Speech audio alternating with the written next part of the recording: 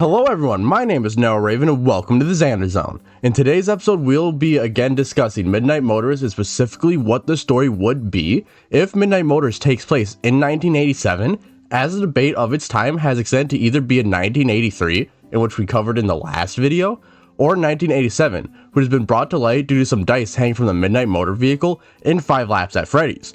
So before we get into this, let's lay out the video so it's easier for you, the viewer, to follow. First, we will give a quick recap on Midnight Motorist from our very special guest, Withered Circle. Then we will give the basis of Shadow 87, just a quick overview of it before we delve deep into it. Then we will cover the evidence for Shadow 87 and then the issues for Shadow 87, followed by sharing the story of it if it were to be canon to the games. Then we will cover issues with the story and lastly my final thoughts on the theory. Now as always, if you enjoy this video, please hit that like subscribe button, as we have a goal of 2,000 subs by the end of the month. Share this video with your friends and families, every single bit helps. And while you're at it, comment down your thoughts, theories, disagreements, or really anything in the whole wide world. Just remember to keep it kind, calm, respectful, and that's just a theory. Now without further ado, let's get right into the video.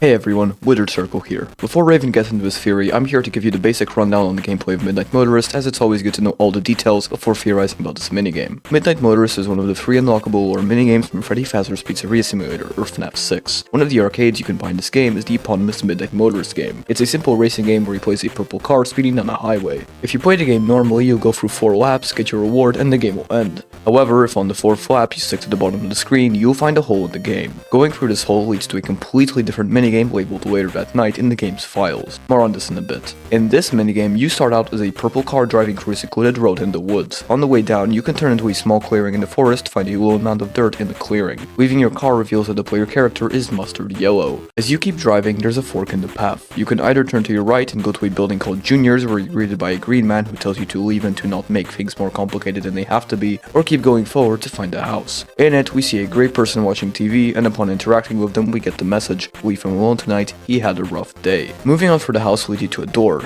The yellow man bangs on the door, but someone's locked it. Eventually, he goes around for the outside to find a broken window and a set of animatronic footprints in the ground, with a set of human ones leading away from the building. Ran off to that place again. He'll be sorry when he gets back, says the mustard man. Let's go over my thoughts on what this minigame could mean. To begin with, even though I originally thought differently, this minigame is 100% about the Afton family, and this mustard man is definitely our favorite scumbag, William Afton. How do we know this? Well, we recently got a demo for 5 Laps at Freddy's, the official FNAF spin-off game, and in it, one of the cars you can drive is called the Midnight Motor, a car identical to the one from both the base Midnight Motorist game and the Later That Night. On the back of the car is a spring bunny antenna, and there's a line in the game's code that calls the Midnight Motor the best car to flee a crime scene in. This will be important for Raven's theory, so put a pin in that. Why is he yellow? To be honest, it's probably because purple is the color of Afton as a serial killer. It's his shadowy true self, someone who's happy to kill people. Yellow is on the opposite side of the color spectrum to purple, so this is who William is when he's in public, outside of Freddy's. The mound of dirt in the clearing is almost definitely a person and probably one of Afton's kids. This could be Crankchild or even Elizabeth, but this mound of dirt is so ambiguous that it's not clear. It could also be an entrance to Circus Baby's entertainment and rentals, or even the foundation of a pizzeria because of the weird wall textures on the ground around it, but it's impossible to tell.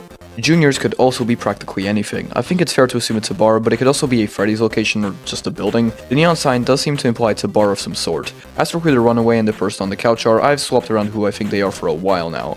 But right now, I believe the runaway could be Michael Afton, and the person on the couch is either Mrs. Afton or some random person. Later that night could point to the fact that William Afton is coming back home after some kind of important event. And finally, the footprints.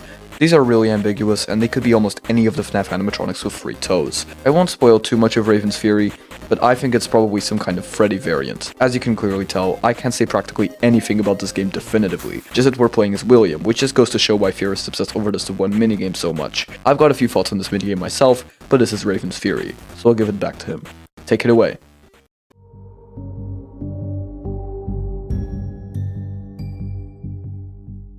Alright, thank you for being here, Withered. So, for Shadow 87, the theory goes a little something like this. William, late at night, just at midnight, rushes home after committing the DCI at the new and improved Freddy Fazbear's Pizza. While William is rushing home, Michael's being watched by Henry Emily. However, while Michael is hiding in his room, like the angsty teen that he is, while sulking, he notices something standing in the shadows. It looked like Freddy. Shadow Freddy shattered the window to Michael's room and motioned to follow him. Michael, being curious and a rebellious teenager, agreed and followed Shadow Freddy to the 1985 location. While here, Michael was confronted by the crying spirits of the MCI and his brother. However, he couldn't recognize them. This horrified Michael and he ran back home, horrified by what he saw, and told his father about what happened. William, furious that Michael has an idea of what happened at that location, uses Michael to work at the FNAF 2, FNAF 1 locations, and the sister location bunker, almost similar fashion to the movies. However, William kept Michael in the dark, and Michael only found out what truly happened after sister location. But now that we have the theory laid out, let's get right into the evidence.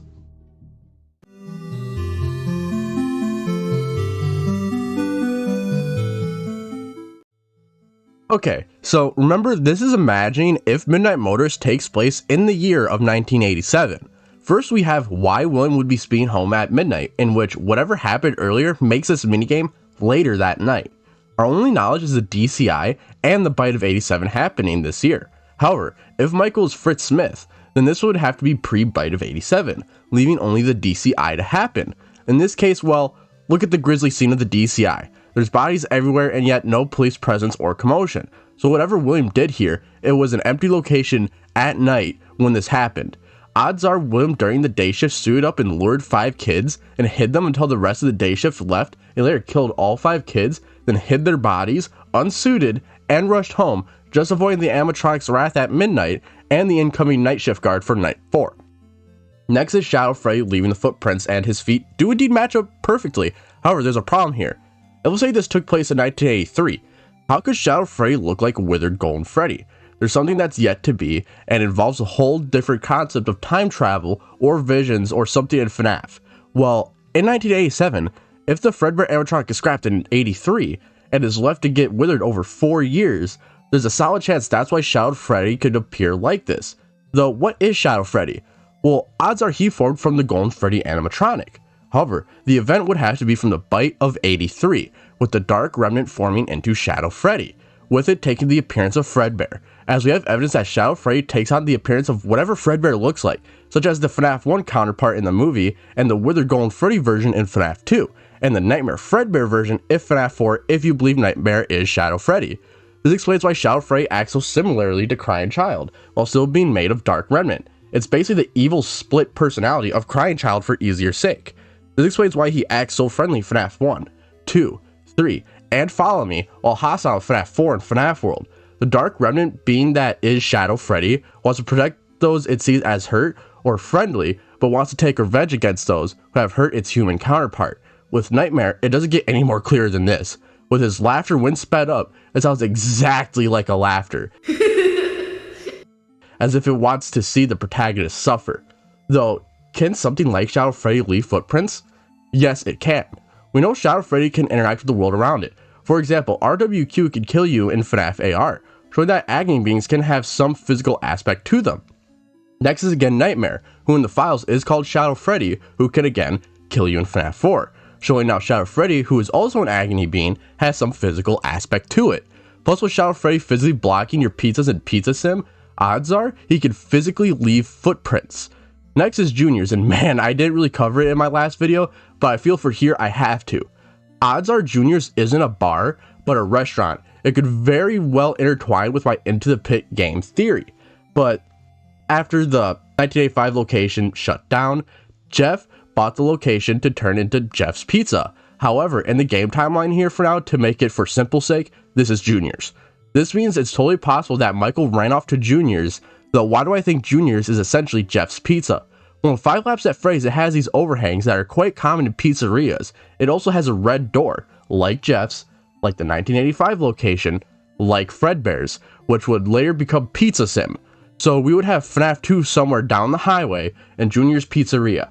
Though why wouldn't William be allowed in? Well, you know the reputation of William and Henry wasn't the best due to this FNAF 2 phone call. Some people still have a somewhat negative impression of the company. So, would you want the face of essentially pizzeria evil in your pizzeria? I don't think so. Plus, with William working at Fazbear Entertainment, you also wouldn't want your competitor walking in your business and taking notes. With the Into the Pit game, we also have seen these weird spirits that could pop up that we can use to draw a parallel to possibly what Mike could have seen at this location. Now as the chairman, well, as before, I think this is Henry. The reason being that, well, who else would be at the Afton home if it isn't Michael and Crying Child and William? The Aftons are all dead except for Mike and William, and all the Emilys are dead except for Henry at this point. Henry would still care for Mike, but yet again, Mike isn't his child. So he tells William to leave him alone, but when William overreacts, it's not his problem, not his child. Odds are Henry wanted to just not be at home. After all, he once had his wife and child is no longer there. At least, it doesn't feel like it's there. Lastly, the dirt patch. The dirt patch. Well, it's probably nothing. Five Lines of Phrase literally says no lore here under where the dirt mound would be, so... Hey, Mr. Hippo, can you explain it for me? Orville, not every story has to have significance, you know? Sometimes a story is just a story. If you try to read into every little thing and find meaning in everything anyone says, you'll just drive yourself crazy. Had a friend do it once. Wasn't pretty. We talked about it for years. And not only that, but you'll likely end up believing something you shouldn't believe and thinking something you shouldn't think or assuming something you shouldn't assume, you know? Thanks, Mr. Hippo, though I'm going to try to give something for today, and you can all let me know what you think. I think that this is a Fall Fest location, specifically the one that burned down, and here's why. We have a plot of land that would be big enough for a decently sized festival, with a possible nearby Fazbear Entertainment location. Now, what the mound is, I have no clue. Remnants of the festival, maybe a victim of the fire, or something else. Though with the evidence out of the way, let's get right into the issues.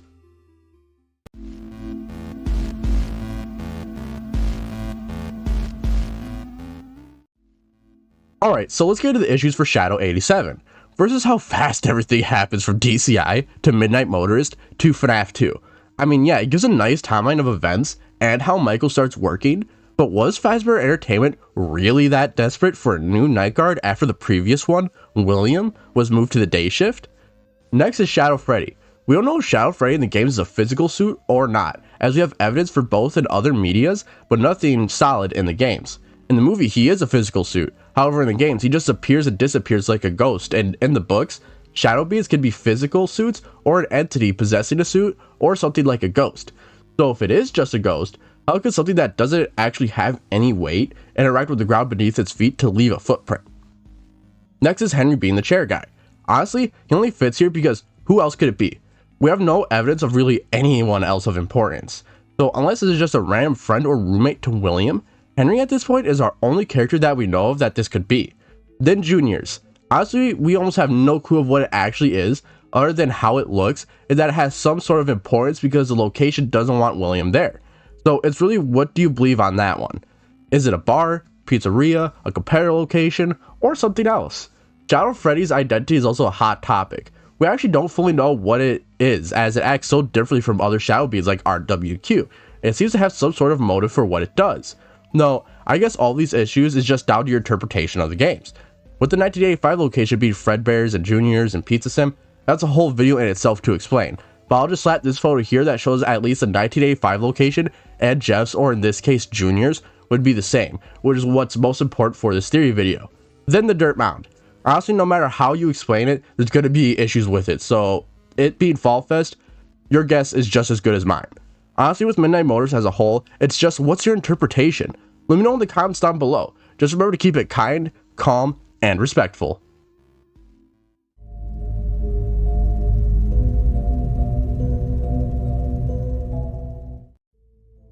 Okay, so let's get into the story of Shadow 87, assuming it is canon. Now remember, this is just to imagine what the story of FNAF would be like if this is canon. In 1983, Michael Afton and his friends lift his younger brother into Fredbear's mouth on the count of 3, and after a few horrified seconds, the mouth of Fredbear clamped shut on Crying Child's head. When this happened, the dark remnant exploded from the Crying Child and formed into the basis of what would become Shadow Freddy. However, fast forward to 1985, and William commits the MCI, just how we know it plays out, with Freddy, Bonnie, Chica, Foxy becoming possessed, and Golden Freddy gaining second spirit, the Vengeful Spirit. Once this location shut down, it was sold off to someone named Junior, and Fazbear Entertainment's reputation tanked as a result. However, 2 years later on November 11th, 1987, William, during his day shift, suited up in a yellow animatronic suit and lured 5 kids and hid them in the back area until later in the day the rest of the day shift left for the night. William then killed all 5 of these kids and hid their bodies so that the incoming night guard wouldn't see them on the cameras in the dark corners. William then unsuited and ran home as fast as he could as midnight was about to hit and for when the night shift started. However, while William was committing this horrible crime, Henry was watching Michael back at home watching TV. Michael, after a rough day, locked himself in his room and was surprised when he looked out his window and saw a dark animatronic bear. This animatronic, however, really wasn't animatronic, but rather Shadow Freddy, the pure dark remnant of the crying child years prior. Shadow Freddy broke Michael's window and motioned to follow it. This place it wanted Michael to follow it to was Junior's, or formerly known as Freddy Fazbear's Pizza, formerly known as Fredbear's Family Diner. Michael arrived before William ever did to the location and was let in. After all, he's just a kid, and he has nothing to do with Fazbear Entertainment, so why wouldn't he be let in? Shadow Freddy then goes into an old party room, and in this party room, Michael sees 6 spirits. However, not recognizing any of them, not even his brother, he ran. Shadow Freddy missed his chance. He was hoping that the spirits would mistake Michael for William, thus the spirits would try to take their revenge. After all, the dark emotion from Crying Child would resent Michael, maybe even want revenge for taking his life. So with Shadow Freddy being an essentially evil version of the Crying Child, it's possible with Shadow Freddy luring him due to possible fear of being caught by William. However, the story doesn't stop here. Michael runs home and tells William of what happened, and William, even more furious but seeing an opportunity, tells Michael that he'll be working at the new and improved Freddy Fazbear's Pizza to try and get some information. Michael agreed, and during this night, he saw all of the animatronics going crazy, and during his tampering, he didn't realize he signed the death certificate of Jeremy Fitzgerald. As on the last day the location was open, Jeremy was bitten by Mangle or whoever you believe did the bite of 87. The location shut down, and once a new gig at the refurbished Freddy Fazbear's Pizza opened, Michael was again forced to work there. By the end of FNAF 1, Michael learned that the animatronics here were possessed, and William told Michael to go into the bunker and find his sister and get his answers he's been wanting. William went off to dismantle the animatronics for their remnant, whereas Michael was unknowingly walking to his demise. On the last night, Michael was scooped and worn as a skin suit by Ennard. However, Michael wasn't quite dead during this time, as due to the newly infused remnant into Ennard, Michael was able to get all the memories of the MCI, and even some of the FNAF 4 experiments. The spirits may not be able to recognize William, but Michael is. Once Ennard left Michael's body, he swore to fight his father and stop him, to make things right, and to help these children, to help his brother. That is the story of Shadow 87.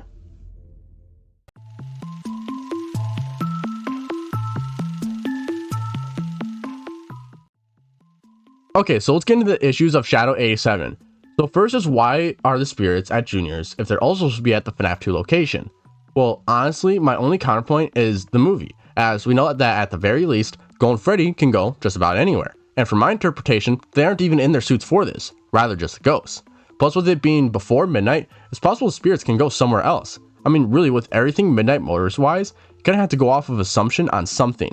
So at this point, I'm just going to list the issues that fall into this category.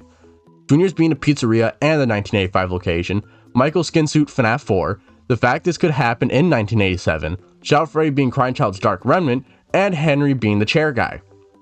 Now, the dice could be evidence for Midnight Motorist in 1987, that's really our only piece of evidence for it at the current moment. This was Shadow Freddy's motive, though it does at least line up with the aggression that shadows typically have. Jeremy being bitten by Mangle, I just put that in there because I don't want to complicate the theory, so if it's proven wrong a few months or years later, just replace Mangle with who did it. With Michael experiencing FNAF 4 during his time as a fancy suit for Ennard, it kind of makes sense through the FNAF 1 phone call and why he even sees it in the first place, but yet again, FNAF 4 is a whole different debate, so I feel some concepts in this video will have to be explored in other episodes later on. Otherwise, that's honestly all the issues I can think of.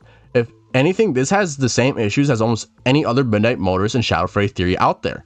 Let me know if I missed anything in the comments down below. Just remember to keep it kind, calm, respectful, and that's just a theory.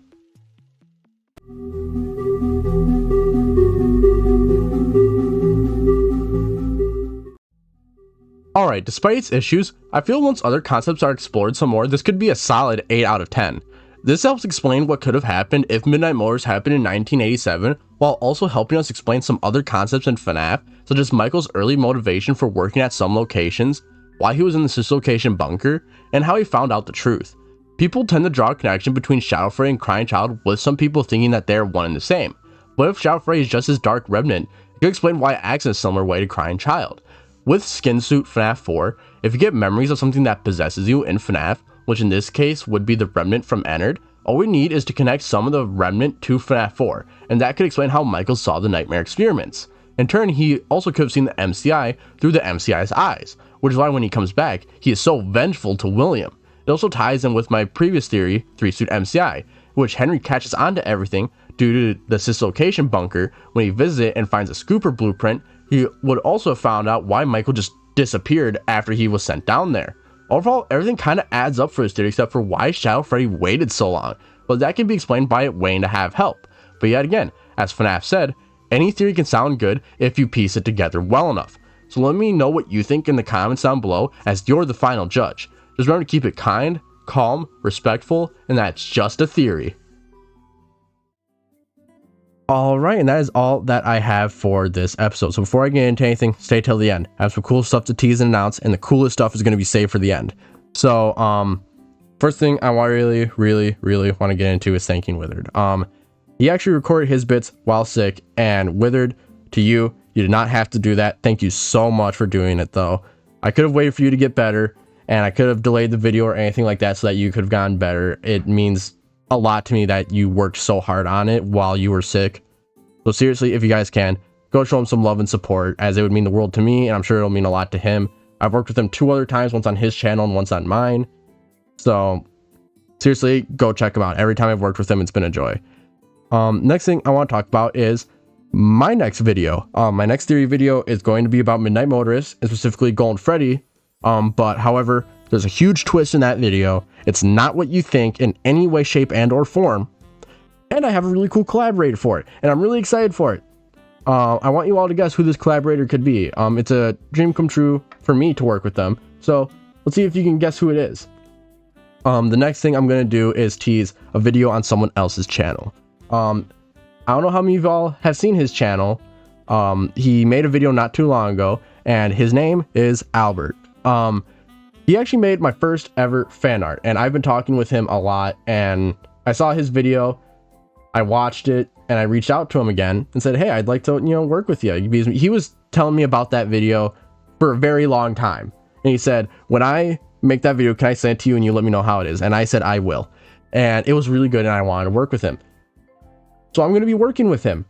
There's a video coming out, hopefully soon. It's a long video, and it's a really fun one. I have a lot of humor in it. It's kind of opened my eyes as to how to incorporate humor, and it also taught me how to edit a lot better. So get ready for it. That's all I really had to say for it. I can't really mention much else. If I am allowed to show the thumbnail, I will. But for now, that's your teaser. Now the last thing I have to say is Xantorm has invited me to a charity stream for St. Jude sometime this month. I don't know much about it right now. It's still in planning and things like that, but I will be keeping you all posted on everything that I've said, from my video to Albert's to Xantorm's stream. I'm excited for all these things, and I want to thank everyone for giving me these opportunities, and to all the people who have opened up my world to talking with all these amazing people. I feel so included in the FNAF theory realm, and it's so cool. So seriously, thank you all so much. Everyone who I've spoken with and worked with, it's so exciting. So remember, I will be keeping everyone posted throughout the month, so be watching that community page, if you're watching my Twitter, if you want to join my Discord, I'll be talking about stuff there. It's going to be a busy month. Otherwise, I don't really have much else to talk about. So yeah, if you enjoyed, please do hit that like, subscribe button, as I do have a goal of 2,000 subscribers before New Year's hits. While you're at it, comment down below really anything in the whole wide world. Just remember to keep it kind, calm, and respectful. Share this video with your friends and families. Every single bit helps. And without further ado, I hope you all enjoyed. Have a great day. Stay safe. Merry Christmas, because this is the last theory video before Christmas, most likely. And peace out.